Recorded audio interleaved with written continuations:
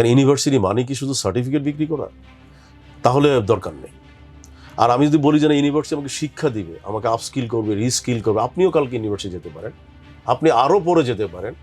তারা দেশকে পরিবর্তন দেখতে চায়। কেন আমার ছাত্রদের 90% ছাত্র দেশের বাইরে চলে যায়? আপনি চোখ বন্ধ করে আপনি একটা ছাত্রকে জিজ্ঞাসা করেন, হোয়াট ইজ ইউর ড্রিম? একটা সময় বলতো আমি ডাক্তার হবো, ইঞ্জিনিয়ার হবো, সে বলবো আমি দেশের বাইরে চলে যেতে চাই। কেন? এই দেশ আমার ভালো লাগে না। কেন? এটা আমার মাতৃভূমি। আমি যদি আজকে বাইরে চলে যেতাম, আমি তো এতগুলো প্রতিষ্ঠান তৈরি করতে পারতাম না। যেমন আমি তো বলি, আমাদের বিশ্ববিদ্যালয়ে কিন্তু একটা নিঃস্ব লোকের সন্তানরা পড়তে পারবে। সেখানে স্কলারশিপ আছে, সেখানে আমাদের বিভিন্ন রকমের এন্ডোমেন্ট ফান্ড আছে, সেখানে আমাদের অনেক রকমের অপরচুনিটি আছে। ছাত্ররা কিন্তু পড়াশোনাকালীন সময় কিছু কর্মসংস্থানের বন্দোবস্ত তাদের জন্য করা হয়েছে। এই অপরচুনিটিগুলো আমরা দিচ্ছি, বাট এটা তো আপনাকে স্বীকার করতে হবে যে আমি এই পয়সাটা কোত্থেকে দিচ্ছি। আমি দিচ্ছি হলো যারা বিত্তশালী, যাদের আর্থিক সামর্থ্য আছে, তাদের থেকে যে টিউশন ফিটা নেওয়া হচ্ছে তার একটা অংশ কিন্তু আমরা ডোনেট করছি। কর্মমুখী শিক্ষাকে সুনিশ্চিত করবার জন্য আপনি কি মনে করেন সরকারের পক্ষ থেকে যে বেসরকারি বিশ্ববিদ্যালয়গুলো অনুমোদন দিচ্ছে সেখানটাতে কর্মমুখী শিক্ষার যে বিষয়গুলো আছে সেরকম সুনির্দিষ্টভাবে কোনো বিষয় প্রত্যেকটি বিশ্ববিদ্যালয়ে থাকা দরকার বা বাধ্যবাধকতা আরোপ করার প্রয়োজন আছে কিনা? ওয়েল, এই ক্ষেত্রে আমার কাছে যেটা মনে হয়, বাধ্যবাধকতা আরোপ করলে সেই ক্ষেত্রে আবার একটা রেগুলেটরি প্রবলেম তৈরি হবে, কারণ আমাদের মানসিকতাই হচ্ছে আমি কতটুকু প্রভাব খাটাতে পারি। প্রিয় দর্শক শ্রোতা, আমার দেশ পত্রিকার ডিজিটাল প্ল্যাটফর্মে আপনাদের সবাইকে স্বাগত জানাচ্ছি। আমি সুলতান মাহমুদ। আজকে আমরা একজন অতিথিকে আপনাদের সামনে নিয়ে আসতে চাই, যিনি বাংলাদেশের শিক্ষাক্ষেত্রে বৈপ্লবিক পরিবর্তন এনেছেন। কর্মসংস্থানমুখী শিক্ষা যে বাংলাদেশের জন্য অপরিহার্য হয়ে উঠেছিল, সেটি আজ থেকে 2 দশক আগে হয়তো তিনি উপলব্ধি করতে পেরেছিলেন এবং সেই পথে তিনি ব্যবসার গণ্ডি ছাড়িয়ে শিক্ষাকে প্রাধান্য দিয়েছেন এবং সেই দিকে তার মনোনিবেশ করেছেন এবং সেখানে সাফল্যের চূড়ায় পৌঁছেছেন। তিনি আর কেউ নন, তিনি জনাব মোহাম্মদ সবুর খান, ড্যাফোডিল গ্রুপ এবং ড্যাফোডিল ইউনিভার্সিটি ট্রাস্টি বোর্ডের চেয়ারম্যান। আমরা আপনাকে স্বাগত জানাচ্ছি। ধন্যবাদ। শুরুতে জানতে চাইব যে আপনার জন্ম, শৈশব, কৈশোর এবং শিক্ষা জীবনের কিছু ছোট ছোট স্মৃতি যদি আমাদেরকে শুরুতে বলেন। ধন্যবাদ। প্রথম হচ্ছে আমার শৈশব যদি বলি, আমি চাঁদপুরের ছেলে, পড়াশোনা চাঁদপুরেই, এবং চাঁদপুর থেকে আমি এসএসসি এবং এইচএসসি পাশ করার পর আমি জাহাঙ্গীরনগর বিশ্ববিদ্যালয়ে আমি পড়াশোনা করি, এবং আমার জন্ম 1965-তে। এবং একইভাবে আমি বলবো যে চাঁদপুর থেকে যখন ঢাকায় আসি বিশ্ববিদ্যালয়ে, যেহেতু পাবলিক বিশ্ববিদ্যালয়ে, ঢাকা বিশ্ববিদ্যালয়ে স্থান পেলেও ভালো সাবজেক্ট পাইনি, কিন্তু জাহাঙ্গীরনগরে লাকিলি আমি ইকোনমিক্স তো চান্স পাই, এবং ইকোনমিক্স আমার পজিশন ছিল 23, স্ট্যাটিস্টিক্স আমার পজিশন ছিল 7। তো যখন আমি জানলাম যে স্ট্যাটিস্টিক্সে যেহেতু আমি টপ 10-এ চলে আসছি, আমি একটা ভালো স্কলারশিপ পাবো, তো আমার কিছু কিছু এলাকার শিক্ষক তারা আমাকে এনকারেজ করলো যে তুমি ইকোনমিক্সে না পড়ে স্ট্যাটিস্টিক্সে পড়ো, আর স্ট্যাটিস্টিক্সে যেহেতু তোমার ইকোনমিক্স সাবসিডিয়ারি আছে, তুমি তো স্ট্যাটিস্টিক্স ইকোনমিক্স পাচ্ছই, অ্যাট দ্য সেম টাইম তুমি স্ট্যাটিস্টিক্সে পড়লে তুমি কম্পিউটার সায়েন্স কিন্তু পাবা থার্ড ইয়ারে। যে ওইটা আমাকে খুব এনকারেজ করলো। আই থট দ্যাট আমার নিজের একটা আগ্রহ ছিল, তখন তো কম্পিউটার আমরা চোখে দেখতে পাই না, কম্পিউটার মানে একটা বিশাল ব্যাপার স্যাপার, এটা আমরা ঢেকে রাখে, এটা নাকি ধরলে ভাইরাস ধরে, মানে অনেক ভয় ভীতি আমাদের কাজ করতো। তো যাই হোক, আমি বলবো যে অনেকগুলো ফ্যাক্টরের ভিতরে এটা একটা ফ্যাক্টর, যেটা আমি টপ 10-এ আমি স্থান করতে পেরেছিলাম। আমিও মনে করলাম যে এই স্কলারশিপটা আমার জীবনের গতিপথে হয়তো কাজে লাগবে। আর তখনকার আমলে 300 টাকা স্কলারশিপ আমি মনে করি যে অনেক টাকা, তার কারণ হচ্ছে তখন 400 টাকা 500 টাকা দিয়ে কিন্তু পুরো মাস চলা যায়। আর লাকিলি আমি আবার এই 300 টাকাটা কিন্তু কখনো উঠাইনি। আমি ভাবলাম যে আচ্ছা, আমার ফ্যামিলি থেকে যতটুকু টাকা দিচ্ছে সেটা দিয়ে আমি ডান বাম করে চলে যাচ্ছি, তাহলে আমি ওই টাকাটা ব্যাংকেই থাকুক। তো ওই টাকাটাই কিন্তু আবার আমার ব্যবসায়েরও কিন্তু একটা পুঁজি ছিল। আমি যখন ব্যবসা শুরু করি তখন কিন্তু মনে করলাম যে আচ্ছা, আমি স্কলারশিপ, আর মাস্টার্সও আবার আমি স্কলারশিপটা পেয়েছিলাম। তো আমার অনার্স এন্ড মাস্টার্সে মিলে আমি যে টাকাটা পেলাম, সেই টাকাটা দিয়ে কিন্তু আমি আমার ব্যবসা শুরু করি। কোন সালে এটা আমি 1990-তে, 1990-এর প্রথম দিকে আমি ব্যবসা শুরু করি, এবং আমার অভিজ্ঞতা বলতে ব্যবসায় আমার প্রথম অভিজ্ঞতা। আমি প্রথম যখন ব্যবসা শুরু করি ড্যাফোডিল কম্পিউটার্স, তখন আমি ট্রেনিং সেন্টার দিয়ে শুরুটা করি, কারণ ট্রেনিং সেন্টার শুরু করার পিছনে আমার 2টা যুক্তি ছিল। তো এখানে আমার একটা ইন্টেনশন কাজ করেছিল যে আমি নিজে যদি শিখাই, নিজেও শিখতে পারবো, আমি যেটা জানি অন্যদেরকেও শিখাইতে পারবো, প্লাস 2টা পয়সাও পেলাম, আমার প্রতিষ্ঠানটা টিকে গেল। কিন্তু একটা সময় দেখলাম যে না, এইভাবে আমি সাস্টেন করতে পারবো না। তার কারণ হচ্ছে তখন কিন্তু বলা যায় যে প্রচুর ট্রেনিং সেন্টার ঢাকা শহরে অলিতে গলিতে ডেভেলপড হলো। তখন আমার কাছে মনে হলো যে না, তাহলে আমি কেন আমার মেধাকে কাজে লাগাই না। আমার মেধাকে কাজে লাগাইতে গিয়ে তখন আমার মনে হলো যে আমি আলটিমেটলি কম্পিউটার অ্যাসেম্বলিংয়ে আসতে পারি। দেন আমার মনে হয় যে যদ্দূর মনে পড়ে যে প্রথম কিন্তু অনেকেই করেছে, বাট এত স্বকীয়তা নিয়ে নিজস্ব ব্র্যান্ড নিয়ে কিন্তু অ্যাসেম্বলিং আমার আগে কেউ করে নাই। বিভিন্ন নামে কম্পিউটার অনেকে বিভিন্ন নামে করেছে, আমি কিন্তু ফোকাস করেছি যে ড্যাফোডিল নামই আমি করব, ড্যাফোডিলকে আমি ব্র্যান্ডিং হিসেবে দাঁড় করাবো। স্বাভাবিকভাবেই সফলতা আসলো। সফলতা আসার পর যখন আমার একটু অর্থ হলো, যখন পরিচিত হলো, তখন কিন্তু আমি সফটওয়্যারে ইনভলভ হলাম। 97-80 দিকে, 98-এর দিকে আমি সফটওয়্যার ইন্ডাস্ট্রিতে আবার ইনভলভ হলাম ব্যাপকভাবে। সফটওয়্যার ইন্ডাস্ট্রিতে ইনভলভ হওয়ার পর আমি দেখলাম যে ভালো লোক নাই সফটওয়্যার, আমি যেই পরিমাণে প্রোগ্রামার চাই ওই প্রোগ্রামার আমাদের দেশে নাই। তখন আমি বাধ্য হই কিন্তু মাদ্রাজ থেকে, মানে যেটা এখন চেন্নাই থেকে আমি 2জন প্রোগ্রামারকে নিয়ে আসলাম। তো 2জন প্রোগ্রামারকে অনেক হাই স্যালারিতে নিয়ে আসার পর আমি লক্ষ্য করলাম যে তারা কিন্তু আমার বেশি দিন থাকেনি। একজন 1 বছর পরে চলে গেল, আরেকজন 2 বছরের পরে চলে গেল। আমি আবার যে অবস্থানে সেই অবস্থানে চলে আসলাম। তার কারণ হচ্ছে আমরা তখনও কিন্তু ভালো লোকজন এখানে তৈরি করতে পারি নাই। তখন আমার মাথায় আসলো যে ওদেরকে আনার সাথে সাথে আমার কাছে মনে হলো যে তাহলে আমি কেন একটা আবার ব্যাক টু দ্য প্যাভিলিয়ন, আমি কেন আবার একটা এডুকেশন সেক্টরে ইনভলভ হচ্ছি না, আমি আমার লোককে কেন ডেভেলপ করি না। তো 97-ই কিন্তু আমি তখন ডিআইআইটি প্রতিষ্ঠা করি, ড্যাফোডিল ইনস্টিটিউট অফ আইটি। এবং আই ফিল প্রাউড যে ওই সময়ে সবাই কিন্তু তখন ইন্ডিয়ান প্রতিষ্ঠানগুলো ফ্র্যাঞ্চাইজ নিত। অ্যাপটেক, নিট, এলসিসি, যেটাই জন্ম হইতো তারই কিন্তু তারা ফ্র্যাঞ্চাইজ নিত। সারা বাংলাদেশে অলিতে গলিতে নিট, অ্যাপটেক থাকতো। কিন্তু আমি একমাত্র প্রতিষ্ঠান যেমন যে নো, আমি কারো দালালি করবো না, আমি আমার প্রতিষ্ঠান নিয়ে দাঁড়াবো। তার কারণ হচ্ছে ওখানে কিন্তু সিঙ্গাপুর থেকে আসছে, সিঙ্গাপুরে একটা প্রতিষ্ঠান জন্ম হলে আসছে, ফিলিপাইনের কোম্পানিও কিন্তু এখানে আসছে, থাইল্যান্ডের কোম্পানি আসছে। তো আমি ভাবলাম যে নো, ইভেন আমি একমাত্র ব্যক্তি যে আমি বললাম যে আমি আমার নিজস্ব স্বকীয়তা নিয়ে দাঁড়াবো। অনেকেই আমাকে নিয়ে হাসাহাসি করছে যে এত বিলিয়ন ডলার কোম্পানির সাথে ড্যাফোডিল কীভাবে ফাইট করে। এবার আল্লাহর কাছে শুকরিয়া আদায় করি যে তারা সবাই চলে গেছে, কিন্তু ডিআইটি কিন্তু এখনও মাথা উঁচু করে দাঁড়িয়ে আছেন। তো ডিআইটির সাকসেসটাই আমাকে বলবো যে আমাকে আলটিমেটলি এডুকেশন সেক্টর ইনভলভ করার ব্যাপারে এনকারেজ করে। আমি মনে করলাম যে হ্যাঁ, আমি যদি একটা ট্রেনিং সেন্টার করি, এখান থেকে আমি আমার প্রোডাক্টগুলো পাবো, ভবিষ্যতে আমি আমার লোকগুলোকে এখান থেকে রিক্রুট করতে পারবো। আজকে আমার প্রতিষ্ঠানে মেজর প্লেয়ার যারা টপ ম্যানেজমেন্ট আছে, তাদের 90%ই কিন্তু আমারই ডিআইটি বা ড্যাফোডিলের প্রতিষ্ঠানগুলো থেকেই তারা কিন্তু পড়াশোনা শেষ করে আমার সাথে সম্পৃক্ত হয়েছে। সুতরাং এখানে আমি বলবো যে প্রথম হচ্ছে যে এটা একটা কারণ। দ্বিতীয় আবার আরেকটা মজার কারণ হচ্ছে ডিআইটি একটা সময় এসে আমি ন্যাশনাল ইউনিভার্সিটি অ্যাফিলিয়েশন নিলাম 99-এ। 2001 সালে যখন আমি ন্যাশনাল ইউনিভার্সিটির আরও কিছু সাবজেক্ট অনুমোদনের জন্য আমি অ্যাপ্লাই করলাম, তখন একটা ভিজিটিং টিম আসলো ডক্টর লুৎফুর রহমানের নেতৃত্বে, ঢাকা বিশ্ববিদ্যালয়ের কম্পিউটার সায়েন্সের প্রতিষ্ঠাতা। ওনার নেতৃত্বে একটা টিম এসে আমার ডিআইডি প্রদর্শন করার পরে ওনারা আমাকে বোর্ড মিটিংয়ে বলল, আপনি কেন এই ন্যাশনাল ইউনিভার্সিটি পারমিশন নিচ্ছেন, আপনি একটা ইউনিভার্সিটি প্রতিষ্ঠা করেন। আমি বলছি, আরে জোকিং, আমি আমার এই সেট আপ দিয়ে একটা ইউনিভার্সিটি প্রতিষ্ঠা করবো, এটা তো আমার কাছে মনে হয় যে is a very small set up. তখন ডক্টর লুৎফুর রহমান স্যার বললো, আপনি বলেন কি, আপনার থেকে অনেক ইনফেরিয়র সেট আপ দিয়ে কিন্তু বাংলাদেশের lot of private university establish হচ্ছে, আর আপনি বলতেছেন আপনার এত বিউটিফুল সেট আপ, এটা তো অনেক প্রাইভেট ইউনিভার্সিটি নাই। আমি বলছি, আপনি শিওর স্যার? কারণ আমার পক্ষে তো আর কোনো প্রাইভেট ইউনিভার্সিটি তখন ভিজিট করা সম্ভব হয়নি। উনি খুব বললো যে শিওর। আমি আবার ওনাকে যোগ করে বললাম, আচ্ছা ঠিক আছে, আমি তাহলে একটা প্রাইভেট ইউনিভার্সিটির জন্য অ্যাপ্লাই করবো, 2001 সালে আমি শুরু করবো, কিন্তু আপনাকে কমিটমেন্ট করতে হবে, আমি যদি পারমিশন পাই আপনি আমার সাথে জয়েন করবেন। তো উনি আবার হেসে দিয়ে বললাম, আচ্ছা ঠিক আছে, আপনি পারমিশন পেলে আমি আপনার সাথে জয়েন করবো। আমি 2001 সালেই তখন অ্যাপ্লিকেশন করি। অ্যাপ্লিকেশন করার পরপরই luckily I got the permission. 2002-এর 24শে জানুয়ারি আমি পারমিশনটা পাই। পারমিশন পাওয়ার পরপরই কিন্তু আমি ডিআইটির ওই বিল্ডিংয়েই কিন্তু আমি ইউনিভার্সিটি শুরু করলাম। এবং ইউনিভার্সিটি যখন আমি ক্যাম্পাসটা শুরু করার পরপরই কিন্তু আমি কম্পিউটার সায়েন্স ছিল আমার প্রথম সাবজেক্ট, যে আমি I will be focus on computer science. আমার কিন্তু ফার্স্ট সাবজেক্টই ছিল কম্পিউটার সায়েন্স। এবং কম্পিউটার সায়েন্সে যখন আমি শিক্ষকতা, ভালো শিক্ষক নিয়োগ করার জন্য যখন আমি খুঁজি, আমি কিন্তু ভালো শিক্ষক খুঁজে পাচ্ছিলাম। দেন আমি আবার লুৎফুর রহমান স্যারকে গিয়ে বললাম যে স্যার, আপনি কিন্তু আমাকে কমিটমেন্ট করেছিলেন। বলে, আমি তো তখন জোক করেছিলাম, বাট আমি তো I know that you are not a joker, আপনি কিন্তু সিরিয়াসলি ধরেছিলেন। তো যাই হোক, he is a one of kind person. উনি তখন ইন্ডিপেন্ডেন্ট ইউনিভার্সিটি জয়েন করেছিলেন ঢাকা বিশ্ববিদ্যালয়ে পড়ে, উনি কিন্তু আমার সাথে জয়েন করলেন। কারণ আমি বিশ্ববিদ্যালয়ে করার সাথে সাথেই কিন্তু I am worried that who will be the vice chancellor. Suddenly আমাকে একজন বললো যে স্যার, আপনি ন্যাশনাল ইউনিভার্সিটি অ্যাফিলিয়েশনের জন্য প্রফেসর আমিনুল ইসলাম স্যারের কাছে গিয়ে পাঠিয়েছিলেন আমাদেরকে, উনি আপনার এখানে আগ্রহ প্রকাশ করছে যে আপনি যদি ওনাকে উনি ভাইস চ্যান্সেলর হিসেবে জয়েন করবে। আই এম জারি শিওর উনি জয়েন করবে। উনি খুব নাম করা ব্যক্তি। উনি একদিকে হচ্ছে ঢাকা বিশ্ববিদ্যালয়ের শিক্ষক সমিতির সভাপতি ছিল, একদিকে তৎকালীন শিক্ষামন্ত্রী কিন্তু উনি আবার ভগ্নিপতি।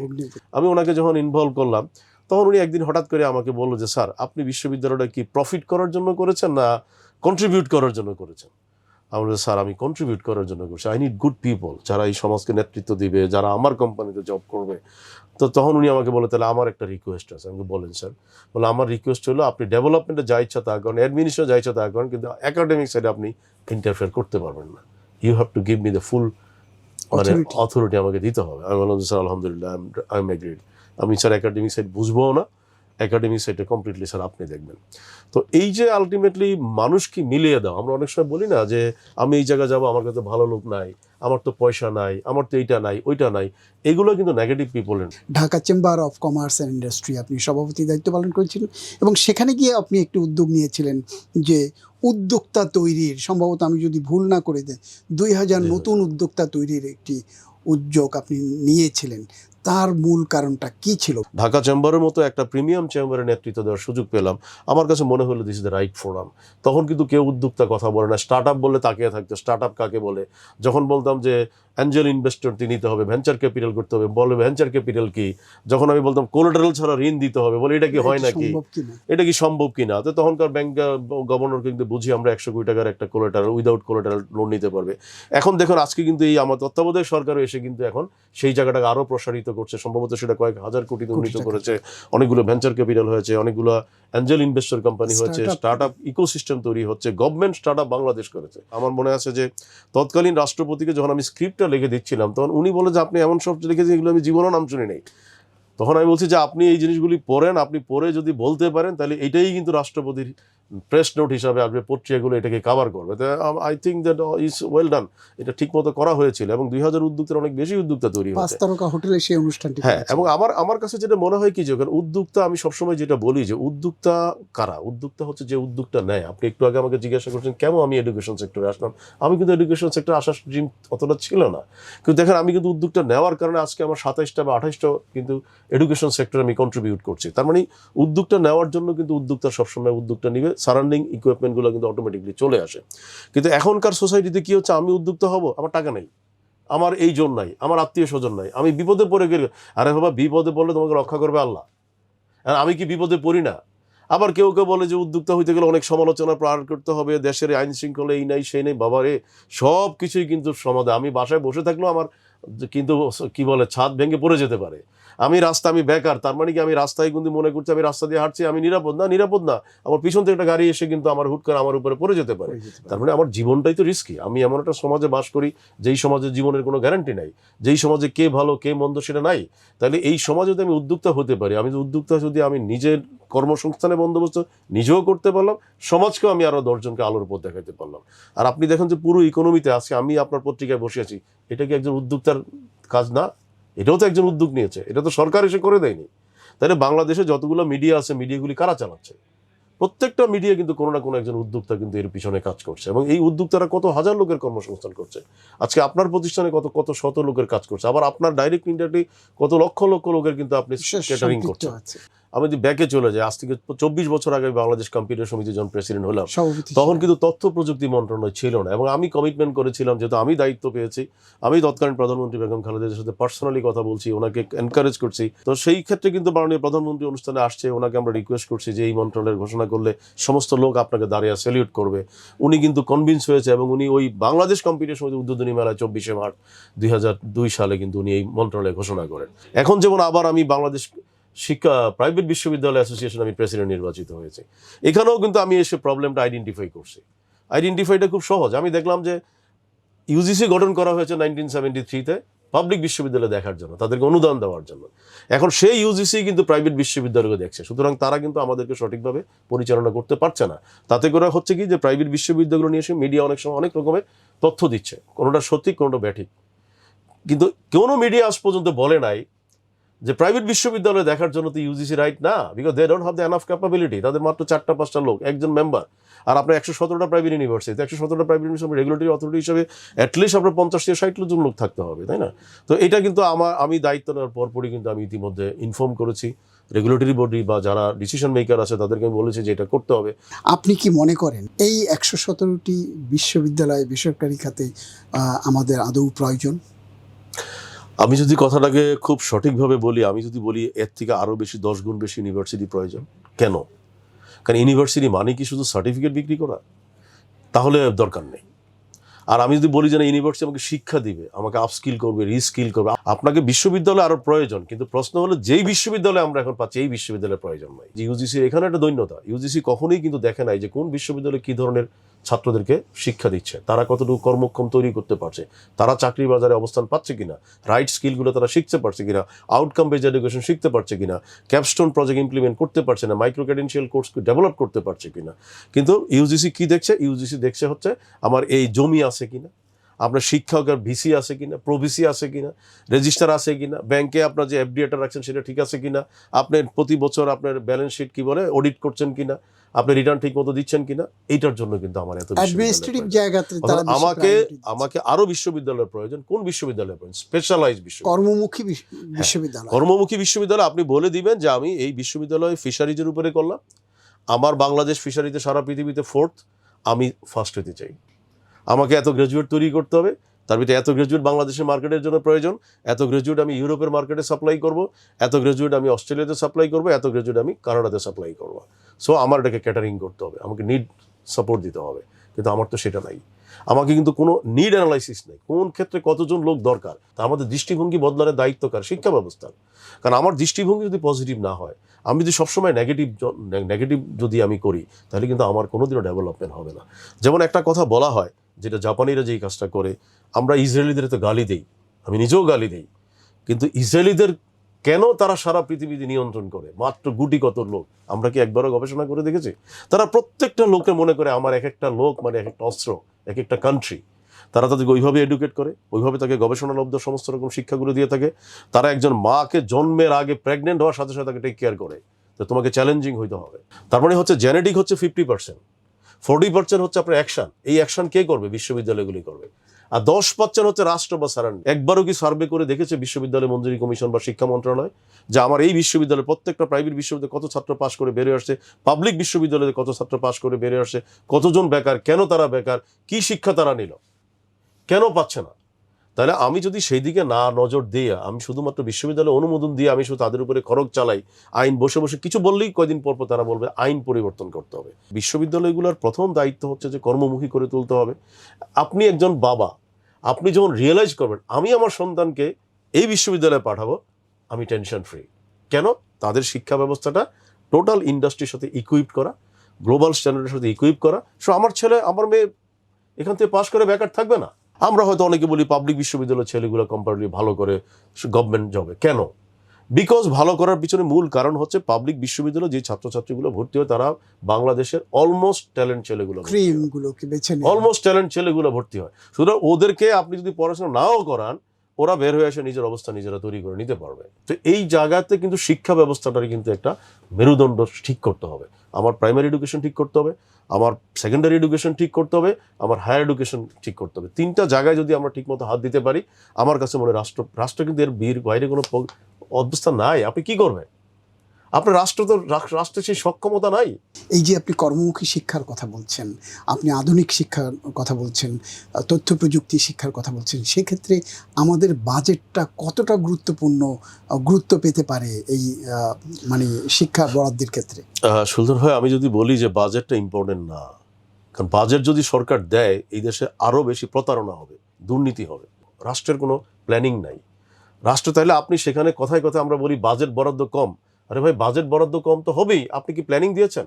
আপনি যারা আজকে বসে আসে রেগুলেটরি অথরিটি যারা আজকে কাজ করে, তারা বলবে যে হ্যাঁ আমি আজকে XYZ এই কলেজে এটা ইমপ্লিমেন্ট করব, এই কারণে এই প্রোডাকশনটা হবে, এই ধরনের এতটা প্রডিউস হবে। এখন কি করছেন আপনি? বহু বিশ্ববিদ্যালয় আছে, পাবলিক বিশ্ববিদ্যালয় আছে, সরকারি স্কুল আছে, সরকারি কলেজ আছে, হাজার হাজার কোটি টাকার ইকুইপমেন্ট কিনে দেওয়া হয়, একদিনও ব্যবহার করে না। আমি নিজে আমার এলাকায় একদিন ঢুকে দেখলাম যে 5টা মাল্টিমিডিয়া প্রজেক্টর, 5টা ল্যাপটপ, 5টা কম্পিউটার। আমি জিজ্ঞাসা করলাম এগুলো ব্যবহার করেন? বলে কি এগুলো সাপ্লাই দেওয়ার পরে অন করে আমাদের কাছে সাইন করে নিয়ে গেছে, আর আসেন, এখন চালাইতে পারি না। প্রতি বছর শিক্ষিত জনগোষ্ঠী বের হচ্ছে, তারা কাজ পাচ্ছে না। এই শিক্ষাকে আসলে এই শিক্ষা দিয়ে আমাদের লক্ষ্য ছোঁয়ার বা আমরা উন্নত সমৃদ্ধশালী অর্থনৈতিক ভিত্তি গড়তে চাই, কতটা সম্ভব? সম্ভব না। কারণ আপনি যদি বলেন যে 25 লাখ লোক গ্র্যাজুয়েট হচ্ছে, 25 লাখ লোক শিক্ষিত হচ্ছে, আমি তো বলি 25 লাখ লোক সার্টিফিকেট নিচ্ছে পকেটে। আমার শিক্ষিত হচ্ছে হয়তো কত 2 লাখ। তাহলে 2 লাখ যে শিক্ষিত হচ্ছে ওই 2 লাখ কিন্তু কর্ম পাচ্ছে, তারা হয় দেশে, দেশের বাইরে অথবা উদ্যোক্তা। আপনি দেখেন তারা কিন্তু বেকার নাই। কিন্তু বাদবাকি যে 23 লাখ তারা কিন্তু ইকোনমিতে কন্ট্রিবিউট করছে না, বরং একটা ফ্যামিলিতে বার্ডেন হিসেবে তৈরি হচ্ছে। কেন?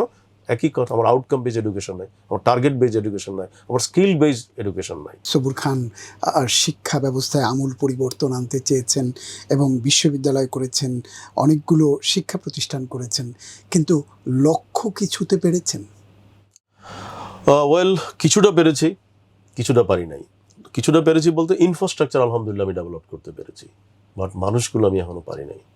তো আমার ধারণা যে এটাও পারবো, একটু সময় লাগবে, কারণ মানুষ তো রাতারাতি পরিবর্তন হতে পারবে না। তার কারণ হচ্ছে আপনি একটা জিনিস একটু আগেও আমি যেটা বললাম, জেনেটিক পরিবর্তন। আপনি যদি ফ্যামিলি থেকে না শিখে আসেন, এখন আমার মা যদি আমার ছোটোকালে যদি বলতো বাবা ধৈর্য ধরো, তোমার নাম সবুর, তোমাকে ধৈর্য ধরতে হবে, এখন এই লেসন যদি আমার মা আমাকে ছোটোকালে না শিখে, তাহলে আজকে কিন্তু আমি অনেক সময় অধৈর্য হয়ে যেতাম। কর্মমুখী শিক্ষাকে সুনিশ্চিত করবার জন্য আপনি কি মনে করেন সরকারের পক্ষ থেকে যে বেসরকারি বিশ্ববিদ্যালয়গুলো অনুমোদন দিচ্ছে সেখানটাতে কর্মমুখী শিক্ষার যে বিষয়গুলো আছে সেরকম সুনির্দিষ্টভাবে কোনো বিষয় প্রত্যেকটি বিশ্ববিদ্যালয়ে থাকা দরকার বা বাধ্যবাধকতা আরোপ করার প্রয়োজন আছে কিনা? ওয়েল, এই ক্ষেত্রে আমার কাছে যেটা মনে হয়, বাধ্যবাধকতা আরোপ করলে সেই ক্ষেত্রে আবার একটা রেগুলেটরি প্রবলেম তৈরি হবে, কারণ আমাদের মানসিকতাই হচ্ছে আমি কতটুকু প্রভাব খাটাতে পারি।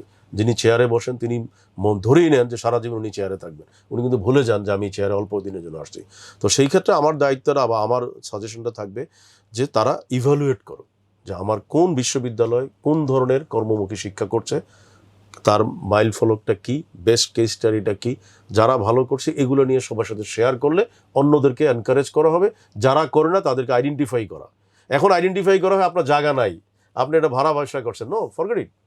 আপনি rather you try to focus যে এই বিশ্ববিদ্যালয়ে এই ধরনের কর্মমুখী শিক্ষাগুলো তারা দিচ্ছে, তারা এই কারণে সেরা। তাহলে কিন্তু মিডিয়াও কিন্তু ভালো কথাগুলো লিখতে পারবে, ভালো লোকদের খুঁজে পাবে। এখন মিডিয়াও কিন্তু খুঁজে পায় না, তারা তো ওই যে রেগুলেটরি অথরিটি যা বলে সেটাই তারা শুনে। তো সেই কারণে আমার কাছে যেটা মনে হয় যে বিশ্ববিদ্যালয়গুলোকে কর্মমুখী শিক্ষাগুলো আছে প্রত্যেকটা বিশ্ববিদ্যালয়। শুনুন, আমার 100 জন শিক্ষক যদি থাকে, 100 জন শিক্ষক কিন্তু আমার নন এফেক্টিভ না। আমার অ্যাটলিস্ট 5 থেকে 10 জন আছে কিন্তু এফেক্টিভ, যারা বাইরে থেকে পড়াশোনা করে আসে, যারা ওন করে ছাত্রছাত্রীদেরকে, যারা ঘুমায় না ছাত্রছাত্রীদের। আপনি ওই 10 জনকে সামনে নিয়ে আসেন না, ওই 10 জনের মাধ্যমে আমি 90 জনকে পরিবর্তন করতে পারবো। ঠিক একইভাবে যারা ভালো কাজ করছে, সেটা পাবলিকে হোক প্রাইভেটে হোক, তাদেরকে আমার কাছে মনে হয় যে ফ্রন্ট লাইনে নিয়ে এসে রিকগনাইজ করা হোক। মানুষ কিন্তু পয়সা চায় না, কিন্তু রিকগনিশনটা সে চায়, কারণ আদারওয়াইজ সে বুঝতে পারছে না যে আমি কি ভালো করছি না মন্দ করছি। ধন্যবাদ, ধন্যবাদ জনাব সবুর খান। আরেকটি বিষয় খুব আলোচিত, বিশেষ করে বেসরকারি বিশ্ববিদ্যালয়ের শিক্ষা নিয়ে অভিভাবকদের একটি তির্যক একটি মন্তব্য আমরা প্রায়ই শুনতে পাই, সেটি হচ্ছে বেসরকারি বিশ্ববিদ্যালয়ে শিক্ষার খরচ আকাশচুম্বী। এই বিষয়টাকে আপনি কীভাবে? দুইটাই আছে। আপনি যদি এখন আমি আমার বিশ্ববিদ্যালয়ের কথাই যদি বলি, আমার বিশ্ববিদ্যালয়ে কিন্তু খরচ আকাশচুম্বী। আবার এটাও কিন্তু সত্য, আমার বিশ্ববিদ্যালয়ে কিন্তু বিনা পয়সা অনেকে পড়ছে। কারণ আপনাকে দুইটাই দেখতে হবে, কিন্তু এটাকে অনেকে খবর জানে না।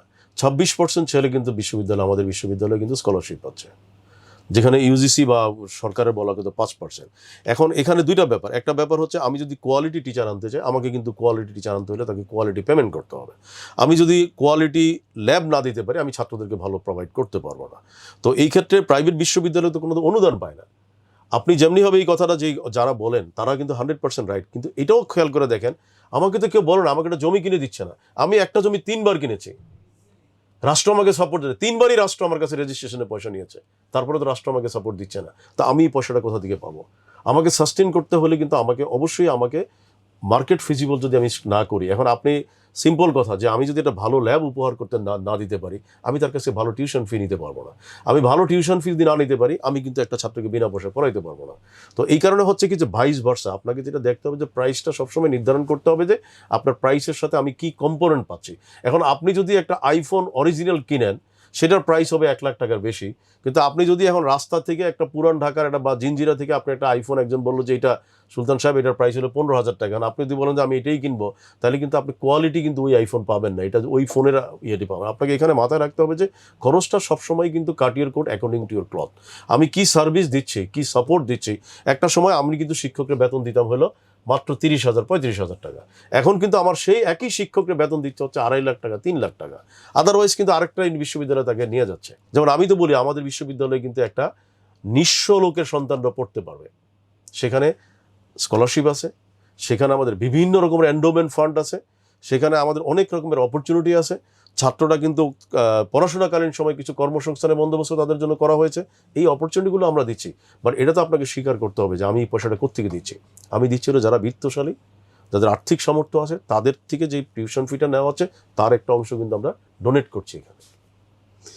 ধন্যবাদ আপনাকে।